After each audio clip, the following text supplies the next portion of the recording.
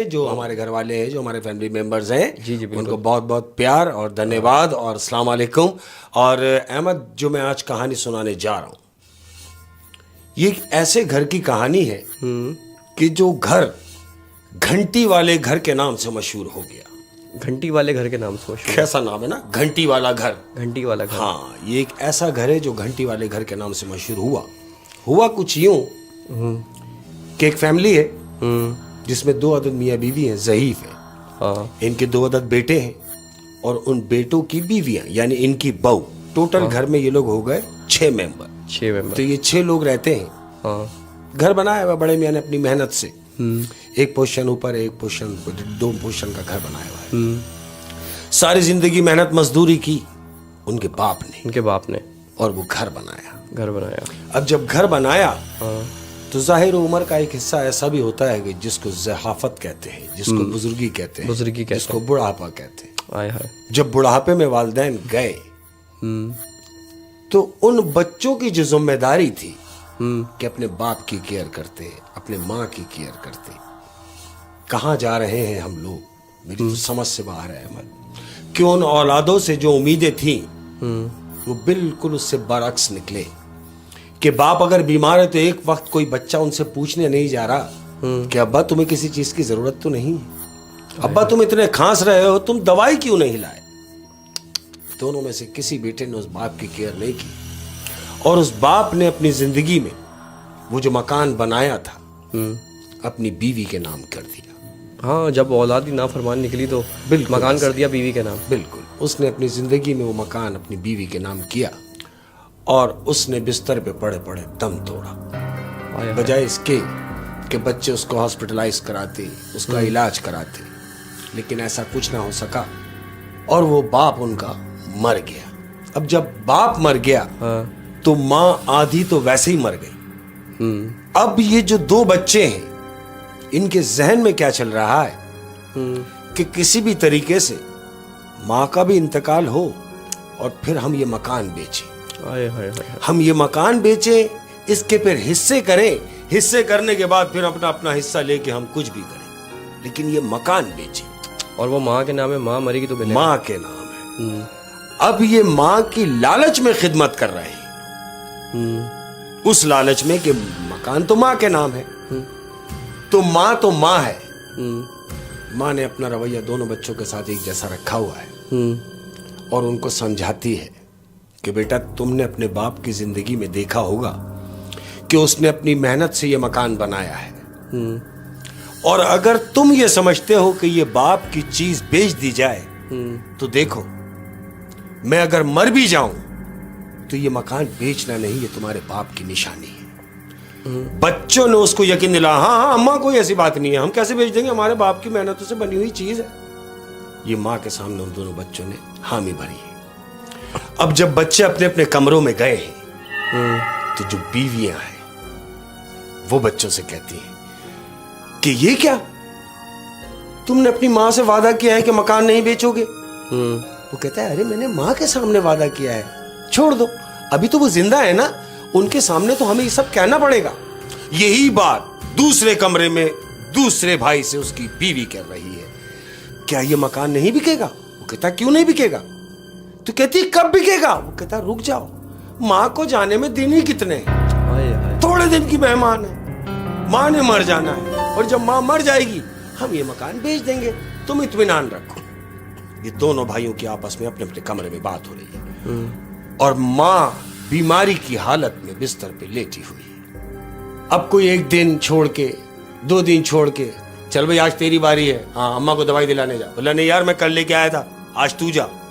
बोला, मेरे पास पैसे नहीं है। बोला, पैसे तो मेरे पास भी नहीं है। बोला, फिर मैं क्या करूं। बोला, पड़ा रहने दे। अब जब पड़ा रहने दे, माँ जब ये सुनती है तो कहती है, अब मुझे कहीं भी ले जाने की जरूरत नहीं,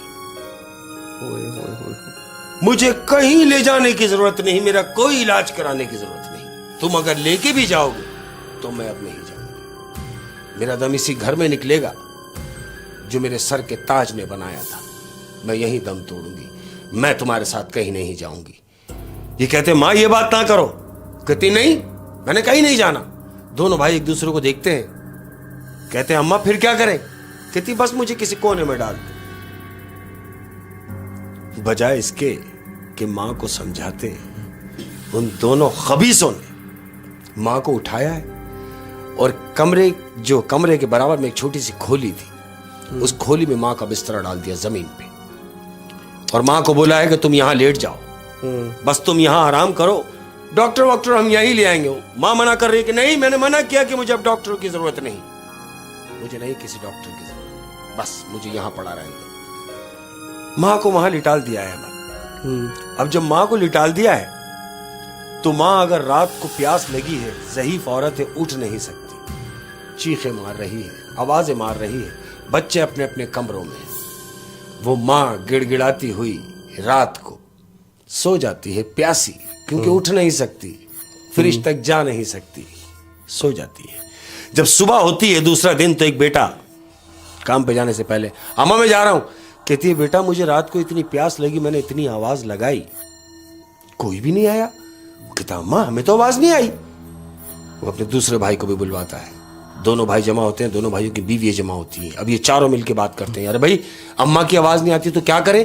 ये चारों में एक जान होके कहते हैं कि भाई एक काम करते हैं, हम एक अदद घंटी जो है, घंटा जिसको हम टंग देखा होगा रस्सी बंधी होती है, ये वाली घंटी, वो घंटी अम्मा के दरवाजे पे बांध दी जाए और रस्सी अम्मा के हाथ के पास छोड़ दी जाए, ताकि अगर अम्मा को कोई काम हो, हमें तो आवाज आएगी नहीं, तो अम्मा रस्सी खींच दे, घंटी बजेगी और हम अम्मा के पास हाजिर हो जाएंगे।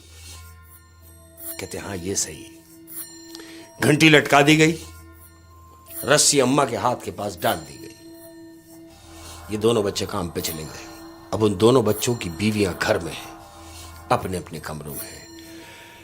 घंटी मुसलसल बज रही है अहमद, हाँ। लेकिन कोई जा नहीं रहा। ये दोनों औरतों में से कोई भी एक औरत उस घंटी की तरफ नहीं जा रही। वो जाएंगे कैसे, वो तो मरने का इंतजार कर रहे हैं। अब जब शाम को जब इसके बच्चे घर में वापस आते हैं, अपने अपने कमरों में जाते हैं, फिर घंटी बजती है।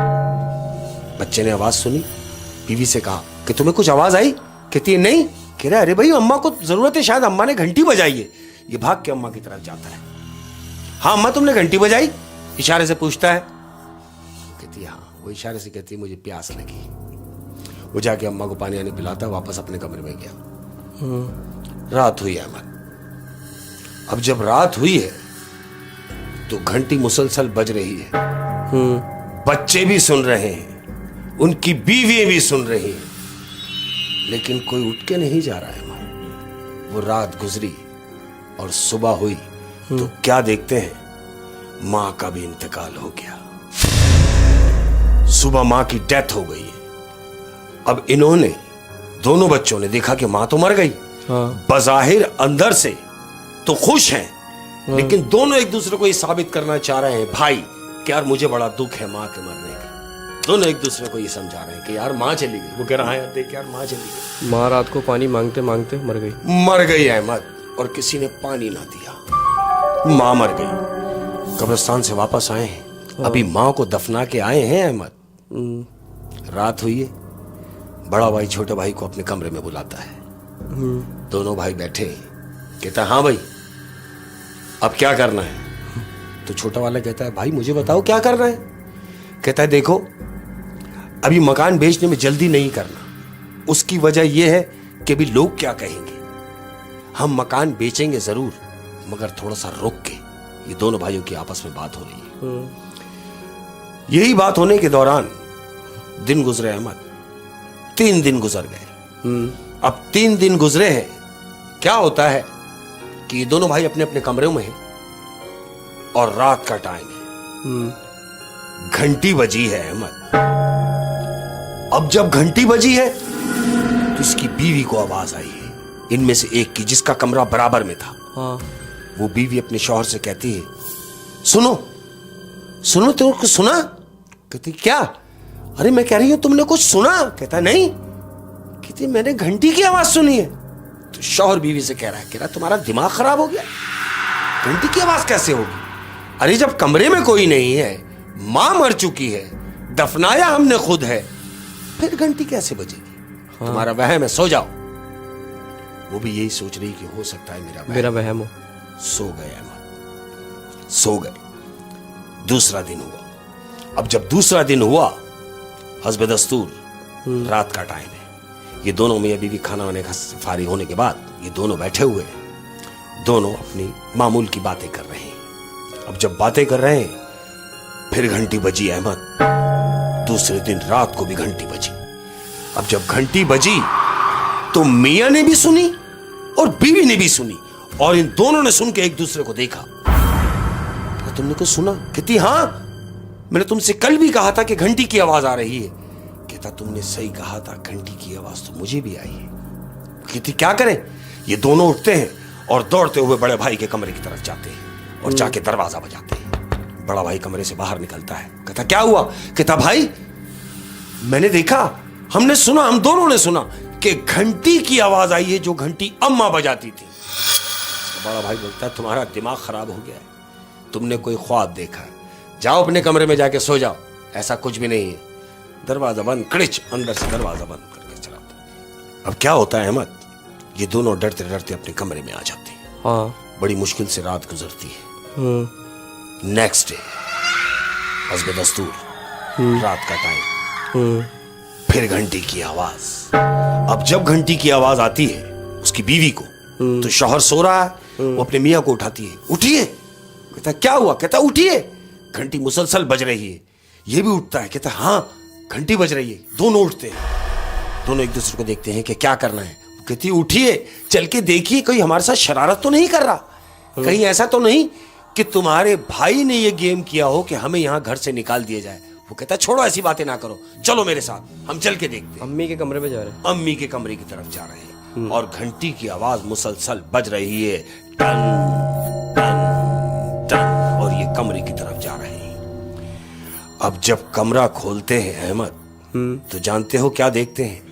इन्होंने कमरा खोला और मां सामने दीवार से टेक लगा के बैठी हुई है। ये दोनों चीख मार के वापस भागते हैं और भागते हैं अपने बड़े भाई के कमरे की तरफ और दौड़ते हुए जाते हैं और कमरा बजाते हैं, दरवाजा पीटते हैं। बड़ा भाई दरवाजा खोलता है, कहता क्या हुआ? कहता मां बैठी हुई। कहता पागल हो गए, तुमने कल भी मुझे परेशान किया है, तुम्हारा वहम है। कहता नहीं भाई, मैंने देखा मां कमरे में बैठी हुई है। उसको देखता है, कहता आओ मेरे साथ। वो दोनों मियां बीवी निकलते अपने कमरे से और मां के कमरे की तरफ जा रहे हैं। अब जब मां के कमरे में पहुंचते हैं तो वहां जाके देखते हैं तो कोई भी नहीं, कोई भी नहीं। बड़ा भाई कह रहा देखा, मैं तुमसे कह रहा था कि तुम्हारा वहम है, तुम खुद भी परेशान हो रहे हो और मुझे भी परेशान कर रहे हो। उसको डांटता हुआ अपने कमरे की तरफ चला जाता है। ये दोनों मियां बीवी उठते हैं, अपने कमरे में आते हैं, क्योंकि ये तो देख चुके हैं।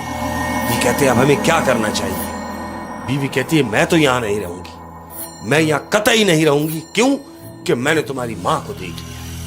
कहता है बिल्कुल ठीक है, यहां रहना बनता भी नहीं है। दूसरा दिन हुआ। अब जब दूसरा दिन हुआ तो छोटे भाई बड़े भाई से कह रहा है कि सुनो, मैंने यहां नहीं रहना, मैं तो यहां से जा रहा हूं। तो बड़ा भाई बजाय इसके कि उसको समझा के रोके कि नहीं तेरा वहम है, पागल घर में ही रहे, वो कहता है बिल्कुल जैसा तू बेहतर समझे, तुम्हें अगर जाना ही है तो जाओ, मैं यहां से कहीं नहीं जाऊं। छोटा भाई घर छोड़ के चला गया। बीवी से मुखातिब है। हाँ। बीवी से बैठ के बात कर रहा है कि तुमने देखा कि कुदरत ने हमारा कैसा साथ दिया है। पहले बाप गया, फिर मां भी गई। जिस भाई का कांटा था वो भाई भी घर छोड़ के गया। अब इस घर का वारिस मैं हूं, इस घर को मैं अपने तरीके से बेचूंगा, फिर छोटे भाई को जो भी देना होगा वो मैं दूंगा, क्योंकि अब मालिक मैं हूं। फिर क्या हुआ? अब क्या होता है अहमद, हाँ। ये दोनों मियां बीवी घर में अकेले हैं। अकेले रह गए। ये दोनों घर में अकेले हैं, अपने रूम में हैं। अब ये दोनों मियां बीवी सो रहे हैं। अब जब सो रहे हैं तो बीवी की नींद कच्ची है। ये कच्ची नींद में एकदम उठती है। इसको क्या सुनने में आ रहा है कि घंटी बज रही है। इसको भी घंटी की आवाज सुनाई देने लगी। इसकी बीवी को, वो सो रहा है, ये उठती है और सुन रही है कि घंटी बज रही है। ये शौहर को हिलाती है, वो उठा, उसने बोला क्या हुआ? कि मुझे घंटी की आवाज आ रही है। कहती है तुम्हारा दिमाग खराब हो गया, अरे घंटी की आवाज क्यों आएगी? कहती है नहीं मुझे आ रही है। मियां उठता है, कहता चलो आज मैं तुम्हारा ये वहम ही दूर कर देता हूं। ये बीवी को साथ लेता है और जो घंटा उन्होंने लटकाया था, जो घंटी की सूरत में, दरवाजे के ऊपर, हाँ। ये उठ के जाते हैं, वो घंटे को पकड़ के घंटा ही नोच लेता है, यानी वो घंटी निकाल ली उसने। वो कहता है बस तुम्हारा ये वहम ही खत्म हो गया। घंटी लपेटी, रस्सी सी लपेट के लेके आ गया, रख दी, सो जाओ। सो गए। दूसरा दिन हुआ। अब जब दूसरा दिन हुआ, वही रात का टाइम है, ये दोनों अपने बेड पर हैं। मियां नींद में है, बीवी इसकी कच्ची नींद में है। ये क्या सुन रही है कि फिर इसको घंटी की आवाज आ रही है। ये सोच रही है घंटी की आवाज अब क्यों आ रही है जब कल हम घंटी निकाल चुके हैं। ये फिर अपने शौहर को उठाती है। सुनिए, वो फिर उठा। अब क्या है? कहती है कि मुझे फिर घंटी की आवाज आ रही है। कहता है तुम्हारा दिमाग खराब हो गया है, तुम्हारे सामने मैंने कल घंटी नोच ली है, मैंने लपेट के रख दी है, अब कहां से बज रही है? वो कहती है नहीं, मुझे मुसलसल घंटी की आवाज आ रही है। कहता कुछ नहीं है, सो जाओ। मियां उसको थपकी देके कहता है तुम्हारा वहम है, लेट जाओ। उसको सुलाता है, करवट लेता है, लेट गया है। अब ये बीवी नींद में गई है। अब जब ये नींद में गई है अहमद, तो क्या देखती है कि ख्वाब में उसकी मां उसको नजर आई है। अब जब ख्वाब में वो देख रही है कि उसकी मां उसे नजर आ रही है, तो लेटे लेटे जैसे ही वो आंख खोलती है अहमद, तो जैसे ही आंख खोलती है तो उसकी मां का चेहरा उसके सामने ही है, वो उसके साथ लेटी हुई है। एकदम चीख मार के उठ जाती है। तो चीख मार के वो उठती है तो शौहर की भी आंख खुल जाती है। वो कहता क्या हुआ? कहता मैंने भी तुम्हारी मां को यहां देखा। वो बुढ़िया औरत जब वो ख्वाब से बेजार हुई, करवट लेती, उसके सामने उसका चेहरा है। वो चीख मार के उठी है और अपने शौहर को बता रही कि मैंने अभी देखा कि तुम्हारी वालिदा मेरे बराबर में लेटी हुई है, बिल्कुल उनका चेहरा मेरे चेहरे के पास था। सोचता है ऐसे कैसे मुमकिन है? कहती हाँ, मुझे डर लग रहा है कि मुझे डर लग रहा है। ये उससे कह रही कि नहीं, अब मुझे डर लग रहा है, मैंने इस घर में नहीं रहना। वो कहता तुम्हारा दिमाग खराब हो गया, मेरा सारा बनाया हुआ गेम खराब कर दो कि तुम्हें इस घर में नहीं रहना है। कहती है नहीं, मैंने देख लिया है कि तुम्हारी मां की रूह अभी इस घर में है। वो कहता है एक काम करते हैं, मैं तुम्हें इत्मीनान के लिए चलो तुमको दिखा देता हूं कि इस घर में कोई भी नहीं है।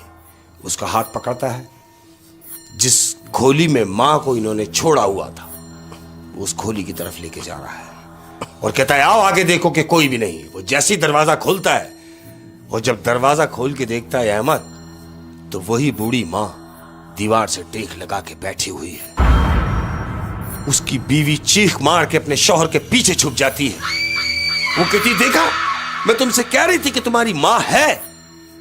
तो वो अपनी मां से मुखातिब हुई कि तुम अम्मा, तुम यहां इस हालत में?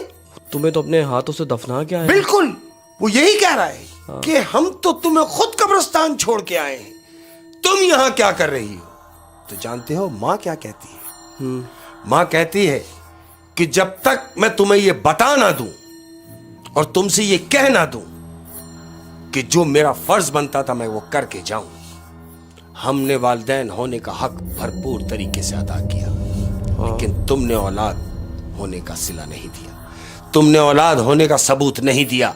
लिहाजा ये जो मकान है, तुम और तुम्हारा छोटा भाई यानी मेरे बच्चे मां बाप को छोड़ के मकान के पीछे लग गए। तो सुनो, कहती है कि तुम ये मकान सारी जिंदगी नहीं बेच सकते, सारी जिंदगी भी लगा दोगे तो नहीं बेच सकोगे। क्यों? कि ये मकान तुम्हारे बाप के खून पसीने की कमाई का बनाया हुआ है, और अगर बेचना ही चाहते हो तो बेच के दिखाओ, तुम मकान बेच के दिखाओ, मैं यहीं बैठी हुई, तुम ये मकान बेच नहीं सकते। फिर उसके बाद वो मकान बिका? उसके बाद क्या बिकना था अहमद? हाँ। उसके बाद उस बच्चे ने, यानी जो बेटा था उसका, उन दोनों बच्चों ने मिलके ये गेम किया कि मुख्तलिफ पार्टियों को लाके वो मकान दिखाते रहे। वो भी घर छोड़ के चला गया, बड़े भाई ने भी घर छोड़ दिया क्योंकि उसकी बीवी ने भी देख लिया। इन्होंने घर छोड़ दिया, दोनों भाई किराए पे अलग अलग रहने लगे, ये सोच के कि अब हम ये अलग अलग चले गए तो ये मकान बेच देंगे सेपरेट। लेकिन कैसे? वो जिसको भी वो मकान दिखाने के लिए लाए, एजेंसी वाले को साथ लेकर आए, किसी पार्टी को साथ लेकर आए, लेकिन जैसे ही दरवाजे का दरवाजा खोला है तो मुसलसल घंटियों की आवाजें बजना शुरू हो गई। ऐसा महसूस होता है कि जैसे वो घर में दाखिल हुए तो मुसलसल मंदिर के घंटे बज ही रहे। वो वो घंटी रुक के ना थी, मुसलसल वो घंटी बज रही है। और आज भी वो मकान ऐसे का ऐसे ही अहमद बिका नहीं, वो घर घंटी वाले घर के नाम से मशहूर हो गया। ओए होए, और वो